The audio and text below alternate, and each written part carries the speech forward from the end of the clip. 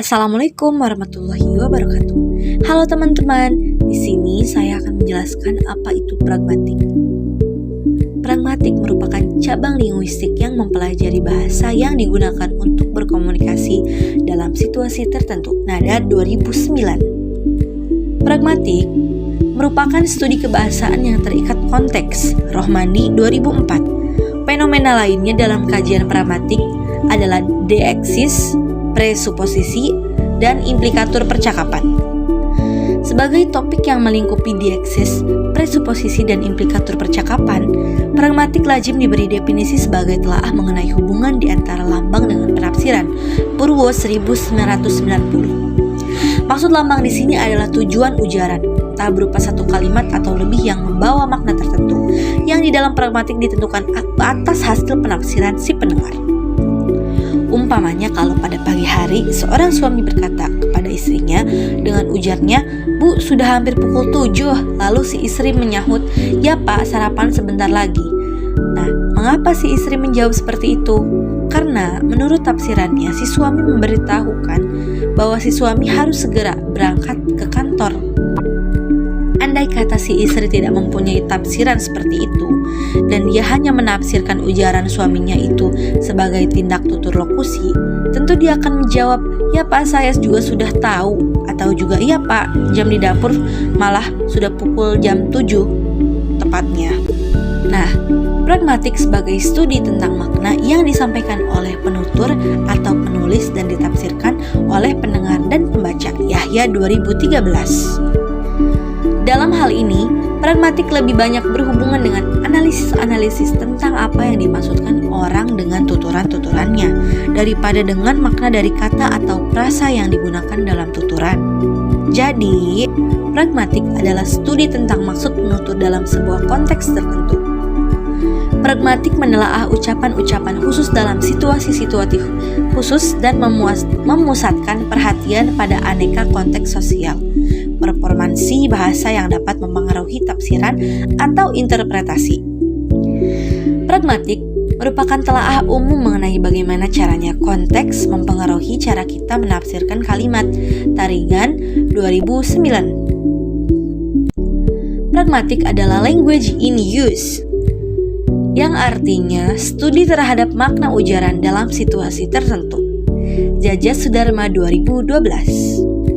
Pragmatik dapat dikaji dari 4 konsentrasi, yaitu pertama, kajian linguistik yang memadukan komponen tanda bunyi dan makna serta subsistemnya. Kedua, kajian pragmatik ujaran yang memberikan informasi. Ketiga, kajian pragmatik wacana melalui pemahaman wacana, konteks wacana. Keempat, kajian kesantunan dan ketafsiran. Jajah Sudarma 2012. Pragmatik dapat dikaji dari berbagai segi, misalnya studi bahasa dalam komunikasi, khususnya pengguna bahasa dalam hubungan antar unsur bahasa dengan konteks dan situasi. Pendapat lain dikemukakan oleh Wijana yang menjelaskan pragmatik sebagai cabang ilmu bahasa yang mempelajari struktur bahasa secara eksternal, yakni bagaimana suatu kebahasaan digunakan dalam komunikasi. Jadi, makna yang dikaji dalam pragmatik adalah makna yang terkait konteks atau dengan kata lain mengkaji maksud penutur. Pragmatik dapat dimanfaatkan setiap penutur untuk memahami maksud lawan tutur. Penutur dan lawan tutur dapat memanfaatkan pengalaman bersama untuk memudahkan dalam berinteraksi. Pragmatik merupakan ilmu yang meneliti makna yang dikomunikasikan oleh pembicara atau speaker meaning dan diterjemahkan oleh pendengar atau pembaca. Pragmatik lebih banyak mempelajari tentang analisis maksud dari pembicara daripada kosakata itu sendiri. Berdasarkan pendapat di atas, dapat disimpulkan secara garis besar definisi pragmatik tidak dapat dilepaskan dari bahasa dan konteks. Oleh karena itu, dapat disimpulkan bahwa pragmatik adalah cabang ilmu bahasa yang mengkaji penutur untuk menyesuaikan kalimat yang diujarkan sesuai dengan konteksnya, sehingga komunikasi dapat berjalan dengan lancar. Dalam hal ini, perlu dipahami bahwa kemampuan berbahasa yang baik tidak hanya terletak pada kesesuaian aturan gramatikal, tetapi juga pada aturan pragmatik. Pragmatik menurut pendapat beberapa tokoh tersebut lebih menekankan pada makna dan situasi ujar. Oleh karena itu, pengertian pragmatik adalah cabang ilmu bahasa yang mempelajari makna tuturan penutur pada situasi ujar tertentu. Menurut Harahap, tahun 2018, pragmatik dapat dikatakan sejajar dengan semantik. Namun, kedua ilmu tersebut memiliki perbedaan mendasar. Semantik memerlukan makna sebagai suatu hubungan yang melibatkan dua segi, di mana makna diartikan semata-mata sebagai ciri-ciri ungkapan dalam suatu bahasa tertentu, terpisah dari penutur, petutur, dan situasinya. Menurut Harahap 2019, sedangkan pragmatik memerlukan makna sebagai suatu hubungan yang melibatkan tiga segi, yang dimana makna didefinisikan dalam hubungannya dengan penutur. Misalnya, the TV of room that you want is falser. Secara semantik, tuturan tersebut bermakna tipe kamar yang diinginkan tamu tersebut sudah tidak tersedia, yang dimana berarti resepsionis tersebut menginformasikan suatu kepada tamu. Bila dianalisis secara pragmatik, tuturan tersebut tidak semata-mata untuk menginformasikan sesuatu, tetapi dimaksudkan untuk meminta tamu tersebut agar dapat memilih tipe kamar yang lain. Dengan demikian, dalam melakukan studi pragmatik, seseorang harus mengupayakan apa maksud dari penutur, baik itu tuturan langsung atau diekspresikan secara tersurat. Untuk menilai pragmatik seseorang, dibutuhkan untuk mempertimbangkan aspek pragmatik yang berbeda, yaitu tindak tutur dan kesopanan. Tuturan adalah suatu ujaran yang disampaikan oleh seseorang penutur kepada mitra tutur ketika sedang berkomunikasi. Tuturan dalam kajian pragmatik dapat dipahami sebagai bentuk tindak tutur itu sendiri. Di samping juga dapat dipahami sebagai produk suatu tindak tutur. Hal senada yang disampaikan oleh Leach dalam Yahya 2013 nomor 11, bahwa tuturan dalam pragmatik diartikan sebagai produk suatu tindakan verbal, bukan tindakan verbal itu sendiri. Tuturan yang digunakan dalam rangka pragmatik merupakan bentuk dari tindak tutur. Oleh karenanya, tuturan yang dihasilkan merupakan bentuk dari tindak tutur. Berbicara dalam sebuah bahasa mengambil bentuk melakukan tindak tutur, dan tindak tutur ini meliputi tindakan seperti memberikan perintah, mengajukan pertanyaan, membuat janji, dan membuat pernyataan. Shirley tahun 1969 dalam Laaksonen 2019. Sejauh ini, tindak tutur merupakan studi umum dalam bidang penelitian pragmatik antar bahasa. Roever tahun 2006 dalam Sirikhan 2010. Dengan demikian, ini berarti bahwa tindak tutur merupakan hal yang penting dan umum dalam studi penelitian pragmatik. Tindak tutur memungkinkan kita untuk tahu bagaimana pembicara bermaksud menafsirkan pesan, karena kita biasanya dapat mengenali jenis tindakan atau tindak tutur yang dilakukan pembicara dengan ujaran. Joel tahun 2010 dalam Laaksonen 2019, Austin tahun 1962 dan Searle tahun 1975 telah dianggap sebagai pelopor tindak tutur. Sirikhan 2010. Austin percaya bahwa setiap ucapan mengandung tiga tindakan yang memiliki kekuatan spesifik yang berbeda. Austin 1962 memisahkan tindak tutur menjadi tindak lokusi dan tindak perlokusi. Laaksonen 2019. Tindak lokusi adalah tindakan menyatakan sesuatu. Tindak ilokusi adalah kinerja suatu tindakan dalam mengatakan sesuatu. Dan tindak perlokusi adalah tindakan yang menyebabkan efek pada pendengar dengan mengatakan sesuatu. Secara bersistem, untuk mencapai tujuan tertentu dalam melakukan tindak komunikatif, perlu adanya aturan-aturan agar komunikasi dapat berjalan dengan semestinya, yang disebut juga sebagai kaidah konversasi. Kaidah konversasi ialah aturan-aturan yang harus ditaati dalam percakapan. Dalam kehidupan sehari-hari, kita menggunakan media bahasa sebagai alat komunikasi yang diucapkan melalui lisan atau berbicara. Keterampilan berbicara memiliki peranan penting dalam kehidupan. Dalam komunikasi dengan bentuk percakapan conversation, terlebih dahulu kita harus mengetahui, memahami, dan menguasai aturan-aturan yang ada agar komunikasi secara lisan dapat berjalan lancar. Hal ini disebut dengan kaidah-kaidah konversasi. Konversasi merupakan tempat atau wadah yang paling efektif atau tepat bagi penggunaan kaidah-kaidah wacana secara fungsional. Ada beberapa kaidah atau aturan yang mempengaruhi dan menata percakapan, yaitu sebagai berikut. Yang pertama, menarik perhatian orang lain. Menarik perhatian orang lain adalah kaidah percakapan yang pertama. Supaya bahasa atau interaksi dapat berfungsi dengan baik dan mencapai tujuan yang diharapkan, maka harus memberikan perhatian kepada pendengar agar orang yang dituju dapat memberikan perhatiannya kembali. Si memperhatikan orang lain ketika sedang berbicara adalah norma dalam sopan santun, karena hal tersebut akan mempengaruhi interaksi percakapan. Ada beberapa cara untuk menarik perhatian orang lain, seperti menekankan rasa ketertarikan pendengar, atau membuat penasaran, atau menggunakan penanda identitas kelompok.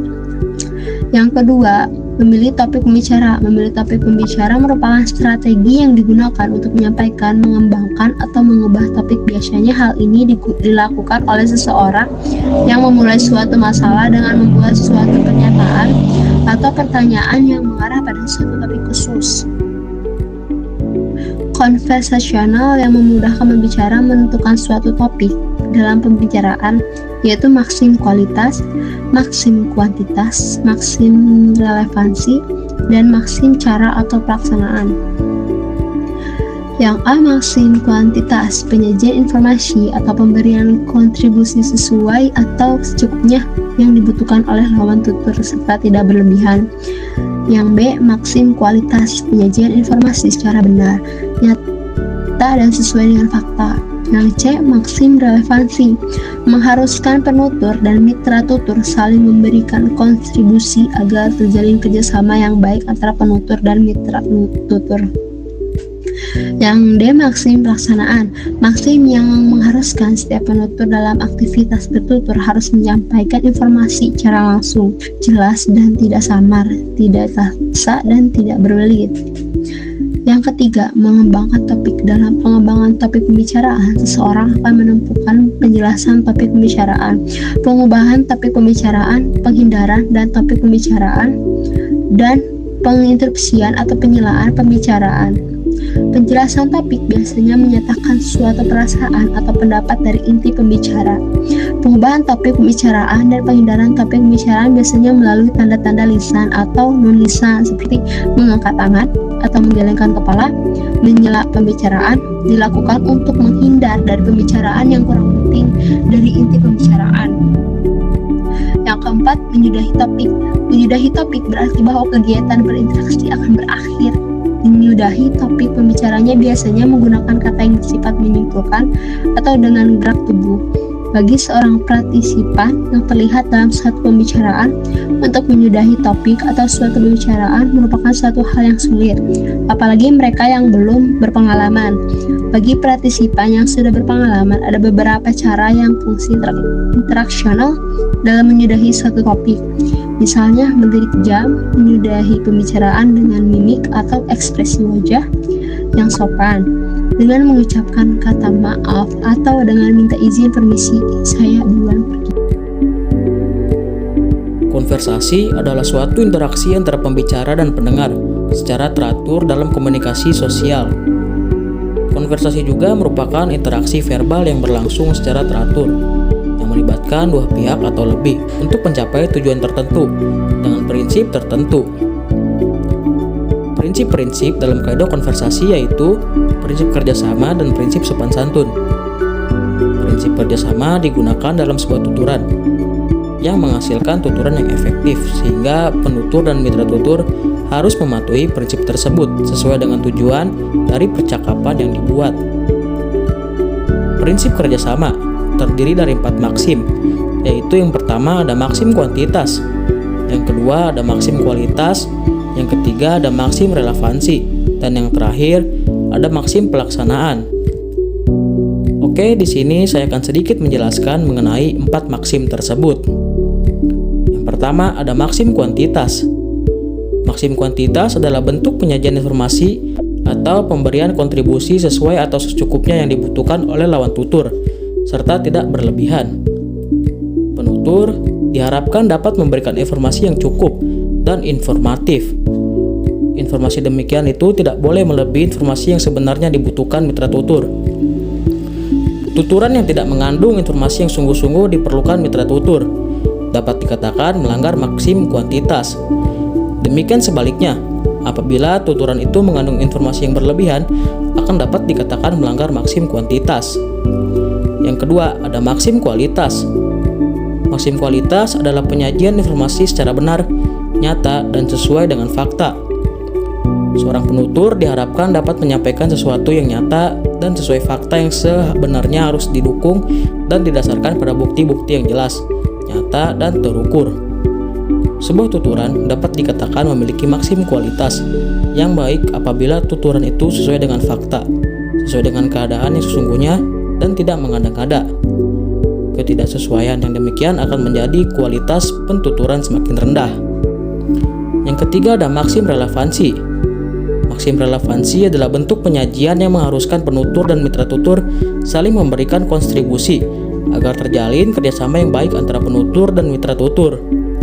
Dalam maksim relevansi, masing-masing dapat memberikan kontribusi yang relevan atau sesuai tentang sesuatu yang diperlukan. Bertutur dengan tidak memberikan kontribusi yang relevan dianggap tidak mematuhi dan melanggar prinsip kerjasama gereja. Setiap orang yang terlibat dalam praktik bertutur itu harus berkontribusi secara relevan terhadap setiap aktivitas pentuturan. Dan yang terakhir ada maksim pelaksanaan. Maksim pelaksanaan adalah maksim mengharuskan setiap penutur dalam aktivitas bertutur harus menyampaikan informasi secara langsung, jelas, tidak samar, tidak taksa, dan tidak terbelit-belit. Orang yang bertutur dengan tidak mempertimbangkan hal tersebut dapat dikatakan melanggar prinsip kerjasama karena tidak mematuhi maksim pelaksanaan. Pada dasarnya, maksim itu adalah prinsip-prinsip yang digunakan dalam bertindak tutur. Di sini menurut Tarigan, prinsip kesopanan dalam bertutur yaitu adalah yang A, maksim kebiasaan. Dalam bertutur tidak boleh egois. Artinya, yaitu mendominasi pembicara, tapi juga memberikan kesempatan kepada lawan bicaranya untuk mengemukakan pendapatnya. Jadi tidak sendirian saja, tidak hanya terfokus pada diri sendiri. Kemudian yang B, maksim kedermawanan. Ini lebih kepada menerima apa yang dikatakan lawan berbicara, jadi tidak melakukan pertentangan. Kemudian yang C, yaitu maksim penghargaan. Di sini lebih ke merespon yang positif ketika lawan berbicara sedang memberikan masukan atau saran. Jadi dapat feedbacknya gitu. Dan kemudian yang D, maksim kesederhanaan, yang artinya dalam bertutur kata tidak memuji diri sendiri. Jadi tetap rendah hati dengan cara mengurangi pujian terhadap dirinya. Tidak, enggak, saya yang paling baik kayak gitu, enggak. Dan ini ada yang E, maksim pemufakatan atau kecocokan, lebih kepada menyetujui apa yang lawan bicaranya katakan sehingga menghasilkan suatu persetujuan di sana.